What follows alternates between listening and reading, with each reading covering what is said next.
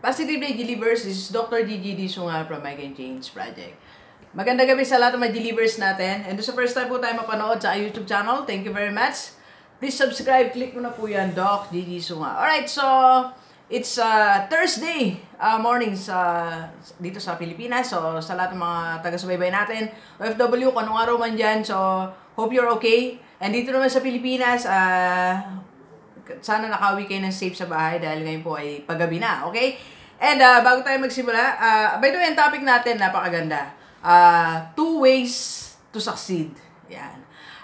Marami ng formula ng success, di ba? Ang dami. If you're going to buy books, like ngayon, may mga bagong libro tayo, Limitless by Boss Sanchez. Ito, tayong libro, All That Matters, Francis Kong. Ito isa, Ready or Not. So, marami tayong mga babasahin ngayon. So, basically, it leads to one thing, that is to be successful. Pero, para sa akin, these are my two ways on how to succeed in your life. Right? So, pero bago yan, nagpapasalamat tayo sa mga naganap kahapon. Nag-coach tayo kay Doc Krista. Hi, Doc. At mamaya, may coaching tayo, ha? May coaching tayo mamayang 8 o'clock. Phone call. So, yeah, so kaya nagmamadali tayo sa ating vlog. And salamat sa aking personal trainer, sa Sir Mike Hingpit. Hi Sir Mike, Mike's Fitness sa Orani. So gusto niyo mag-gym po, punta po kayo dyan. Thank you very much Sir Mike. At sa aking bagong nutritionist ba tawag sa kanya, nurse, ay rin, salamat. So dumadami na po ang ating mga staff, right? So dumadami na yung I Can Change team. Okay. Alright, so how to be successful in life? So there are 2 ways. Ganito, pwede kang maging successful. Okay, kuha tayo ng kuha tayo ng, natin. Kuha tayo para mas gets natin. By the way, yung room natin, hindi ko pa napapakita ng buo kasi nga po ay, ang tawag dito, hindi pa po tapos may mga, i-repair pa ang ating painter. Pero salamat sa kanya. Okay, so, if this is you, alright, so ito tayo. And we want to be successful, tama? So, nandito yung success. Alright? So, from here, we want to jump here. Okay? We want to be successful. And para ka maging successful, siyempre, mas sinasabi ng mga tao sa paligid natin, kailangan merong mga input outside, di ba? So, this is success. Okay? Ayan ang success. So, may mga input like, may mga opportunities, may mga new jobs, di ba? Promotions, mga technology. So, marami. Okay? Lahat na yan, going towards you, eto ka, para ka maging successful. Di ba? Yun yung sinasabi sa atin. Okay? So, another paradigm na bubuwagin natin ngayon. Di ba? Sabi nga pa nga na iba, di ba? Para ka maging successful, kailangan magpunta ka sa ibang lugar. Di ba? Kailangan mabago ang environment mo, kailangan ganito. So, kailangan in other words, a requirement ng mundo, okay? Para ka maging successful, kailangan meron tayong input. So, yun yung sinasabi nila. Kailangan meron kang input, di ba? So, pero totoo nga ba yon? Totoo nga ba na bago ka maging successful, kailangan mo ng outside world? Alright? So, totoo ba yan? Okay? So, eto, sasagutin natin, sasagutin natin. Totoo ba na para ka maging successful, kailangan mabago ang paligid mo? Alright? Kailangan mabago ang paligid mo. I'll show you. It's wrong. Mali. Another wrong paradigm, okay? Na para ka maging successful, kailangan may mga bago sa paligid mo. May bagong opportunity, bagong boss, bagong management, di ba? New politics. Kaya nga, di ba, sabi nila, ay sana mabagong buhay natin ni Duterte, di ba? Totoo ba yun? Bagamat ako, I admire President Duterte, di ba? Pero hindi niya responsibility na baguhin ang personal life mo. Na baguhin yung personal success mo. So, hintayin mo mabago yung mayor nyo, bago ka, sabihin mo, yayaman lang ako pag bago yung mayor. Anong connect? So, though indirectly may connect, pero hindi sila ang factors affecting you or para ka maging successful. Alright? So, ang success, dapat, pwede siyang mangyari. Again, this is a new paradigm, manggagaling siya sa'yo. Okay? And there are two ways. Alright? Two ways na napatunayan ko sa buhay ko na to. For 45 years. So, for 45 years, again, I created a new formula na hindi natin, I'm not buying the old formula na kailangan mo bago sa paligid mo bago maging successful. Because for 3 years ago, wala namang bagong factor sa buhay ko. Okay? 3 years ago, I'm in the same school, in the same house, I'm in the same friends. Okay? 3 years ago, I'm in the same routine, the same position. Okay? Walang nabago, but I was able to succeed. And I was able to change my life. Alright? So, nakatalon ako mula doon sa drawing ko kanina, mula sa eto ako, going to success. So, anong nangyari? Ang formula ko ay dalawang bagay na galing sa sarili ko.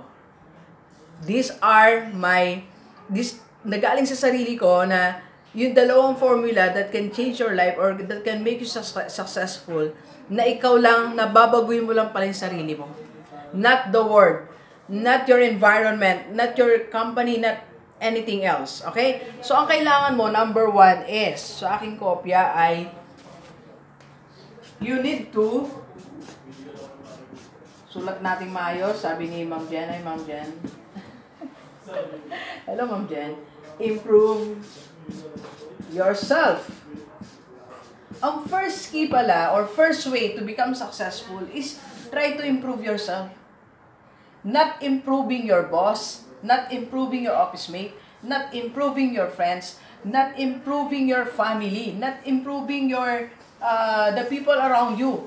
It's improving yourself. When you start improving yourself, yun ang success. That's success. Doon mo ma-experience yung success. When I started improving myself, doon nangyari. When I started improving my routine, improving the way I talk to people, improving pati pananamit and everything, yan, nagpakilay pa tayo. Salamat sa mga nagme-makeup sa amin, Blueberry. So it's about improving yourself. Success is about improving yourself. Sulat mo nga muna. Ilalagay ko sa FB ko. Success is about improving yourself. Ang success lalapit sa sayo, law of attraction yan eh. Pag nakita niya, wow, ready na iisipan nito. Wow, ready na siya. Nagdadamit na ng maayos, nagsasalita ka na ng tama, di ba? Nagiging professional ka na in terms of meetings, talking to people. So, it's about improving yourself. Okay? It's about doing things the better way. Doing things the better way. That's improving yourself. Okay? So, what are the things that you need to improve right now? Do you want to be successful? What are the things that you need to improve? Your routine, di ba? Yung daily things na ginagawa mo ba? You have to improve yourself. Alisin mo na yung mga negative thoughts, mga salitang nakakasakit ng kapwa mo. Di ba? Paano ka lalapitan ng success kung panay kang nagmumura? Eh, success mismo, alis siya sa'yo eh. Di ba? Paano ka lalapitan ng success kung dala-dalaw asawa mo? Di ba? Paano ka lalapitan ng success kung simpleng sigarilyo, hindi mo pagtagumpayan, yung drugs, hindi mo maiwan? Paano ka lalapitan ng success? Di ba? Paano ka lalapitan ng success kung araw-araw kang late? Eh kung ako man boss mo, hindi kita ipopromote. Araw-araw kang late, di ba? Araw-araw kang nagmamadali umuwi. Late ka na, nagmamadali ka pa umuwi. Di ba? Sabi ko nga sa mga seminar ko, maraming mga empleyado nagmamadaling umuwi. As in talagang 5 dapat makapag-time out. Di ba? Hindi pwede abutan ng 5:05, 5:01 kasi parang sasabog. Pero pag tinignan mo naman, pag uwi naman sa bahay, wala namang ginagawa. Nasa terrace lang. Di ba? So you have to improve yourself. Improve yourself. Okay? So mula doon sa mga choice of words natin, paipag-usap, and everything, yung system mo, improve mo. Di ba? Yung pag tinanong ka ng boss mo, nasa yung file na yan. Okay, nandiyan. Alam mo agad. Di ba? Ilan yung bilang natin? Ilan yung Sa amin kasi uso yun eh. Bilang, di ba? Numbers. So you have to know your numbers. So you have to know your students. So dapat alam mo ilan estudyante mo ngayon. Di ba? So you have to improve yourself. That's the key. Okay? Because the world will not change. Ang hirap namang, kung ikaw babaguhin mo yung boss mo, mahirap. Kung ikaw babaguhin mo yung office mate mo, mahirap. Hindi mo sila mababago. So, ang tanging factor na kaya mong baguhin is yourself. Alright? So, that's number 1. And second, alright, so, second way to succeed is to create opportunity. Okay? Create opportunity. Alright? Ulitin ko ulit. When 3 years ago, wala namang nabagong opportunity sa akin. Wala namang nag-offer sa akin ng ganito, gawin mo to. Wala. I created my own opportunity. Nung nakakita ako ng konting chance to become a speaker, that's only my desire. I opened that. I created that opportunity. Nung nakakita ko ng may konting possibility that I can be a vlogger, okay? Yun na, I grabbed the opportunity. And nung may nagsimulang nagtanong sa akin, Doc, pwede ba kita maging coach? Yung term na coach, alright? Yung term na coach, wow, it can be a big opportunity for me. I created that opportunity. That one single question, okay, moved me to create big opportunity. And now I have this opportunity. Nobody changed. Nobody offered me anything. Nobody changed or nag-offer sa akin ng training beforehand. Wala. I just created the opportunity. That's the second way to succeed. Okay? Question. Do you want to succeed? What opportunity yung nandyan sa'yo at hand na hindi mo lang nare-recognize? Or wala talaga, Doc, hindi ko ma-recognize. Then create your own opportunity. Create your own opportunity. Maraming nagpapa-coach sa atin. Ang tanong nila, Doc, paano ba magkaroon ng additional source of income? And they want to sell something. Okay? Sabi ko, madali lang. Tinan mo, tumayo ka sandali. Tinan mo yung mga office mate mo, anong kailangan nila. Di ba? May mga nagpapaload dyan. May mga walang payong. Di ba? Hiram na hiram ng payong.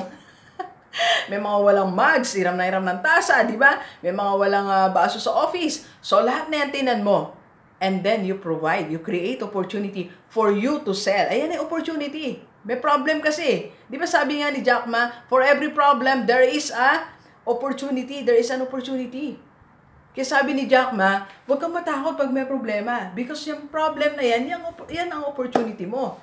So, tumingin ka sa paligid mo, okay? Tingnan mo, what is the existing problem in your office, in your community, in your company. So, tingnan mo. Then, from there, nakita mo, eto yung kulang nila, Doc G. Then, create opportunity. Create opportunity. Alright? So, kaya-kaya mo mag-create ng opportunity. You just have to spot. Okay? Spot the things, tinan mo anong pwede mong gawin. Okay? So, delivers, these are the two. Okay? 2 ways on how to succeed. Without changing the environment. Okay? Without leaving your place. Without changing your boss, without changing your office, without changing anything around you. You just have to change yourself. You just have to improve yourself. Pag nag-improve mo sa sarili mo, yourself, success will be attracted. Success will follow. And, create opportunity. Ang dami. Alam nyo ngayon, ang dami pa rin nakikita ko na opportunity. Kulang lang ako ng time. Okay? Kulang lang ako ng time. Alright? So, isipin mo rin ngayon, nasa the same situation lang naman tayo eh. Baka nga mas unlad pa kayo sa akin. Because I'm not into technical skills. Eh, lahat ng naisip ko pang technical skills. Lahat ng naisip kong gawin ngayon, puro pang technical. That I don't know how. That's why slowly, I'm building a team. So, I have now my team who's editing my video, who is doing poster for me, who's a content creator. Taga-ayos, meron na rin ako. Coach, meron na rin ako na personal trainer. Nutritionist, meron na rin tayo. Personal assistant, meron na rin tayo. Ano pa yung dagdag sa lineup natin ngayon? May attorney na rin tayo. Okay? I have now a legal counsel. So, meron tayong legal advisor. Okay? Salamat sa iyo, attorney pinuntahan ko kanina so that medyo lumalaki na yung GDS corporate training. So, kailangan natin ng mga legal advisor. So, ayaw nating mamali kasi I cannot afford any mistake sa lahat ng transactions natin kasi po marami kayong umaasa sa akin. Okay? Kaya nag-anap tayo. 8 na actually ang staff natin. 9. Meron pa tayong field researcher. 9. Okay? So, yan yung ating mga assistant. Ayan ang I Can Change team. I Can Change project team. Okay? So, thank you sa iyo, Attorney. Kanina nag-meeting kami. Thank you po. Nalinawan ang ating maisipan. Okay? Umiiwas tayo sa mga issues and problems. Okay? Alright, so, yan. 2 ways on how to improve yourself, or 1, improve yourself. 2, create opportunity. Okay? So, please share this video. Okay, by the way, sa lahat na gusto magpa-coach, okay, or magpa-vlog ng business, so, pwede nyo akong tawagan 0939-5254-311. Alright, so, thank you very much, Delivers. Enjoy the rest of the day, and let's go, let's go!